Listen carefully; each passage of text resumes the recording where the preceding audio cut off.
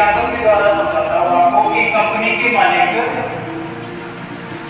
अपने एम्प्लॉय को किसी के एक ऐसे स्थान विशेष पर देखते हैं जहां उसकी ज्यादा से ज्यादा देर बिक सके। एम्प्लॉय फर्स्ट को जब भेजा जाता है तो वो होता है कि किसी स्थान विशेष पर जाने के बाद वह फ्लाइट को करता है। उसने सर्वप्रथम जो देखने के बाद वो अपने मालिक को फोन करता है कि सर यहाँ पर एक भी जूता आपकी कंपनी का नहीं बिक सकता।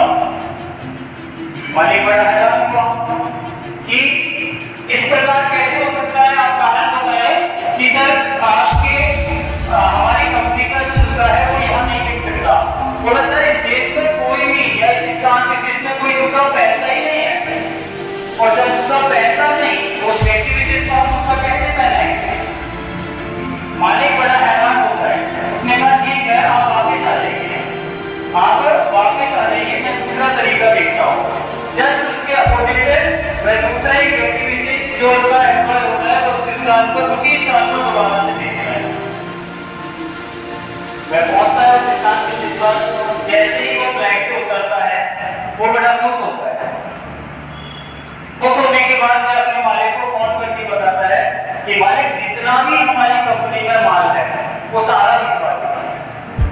मालिक फिर से हैरान। उसने पूछा कि सर कारण बताए कि पहला जो व्यक्ति कह रहा है कि एक भी जूता नहीं बिक सकता, आप कह रहे हो कि बहुत सारे या पूरी कंपनी का माल बिक सकता है। आप उसके लिए सत्यापित कर लीजिए कि कैसे बिक सकता है।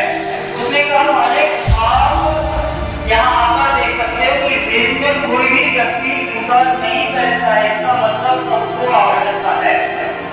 प्रत्येक व्यक्ति को जूते की आवश्यकता है, लेकिन हम यदि उन्हें उसका महत्व बताएं, क्या बताएं, उसका महत्व बताएं कि जूते पहनने से आपके पैरों की सुरक्षा हो सकती है, आपके पैरों की सुरक्षा हो सकती है, तो प्रत्येक व्यक्ति जूता पहनना शुरू कर देगा और हमारी कंपनी का प्रत्येक माल यहाँ सप्लाई हो सकता है।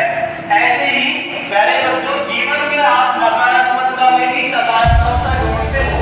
आपकी विपरीत परिस्थितियों में भी यदि आप प्रतिकूल परिस्थितियां ढूंढने का जज्बा रखते हैं तो प्रतिकूल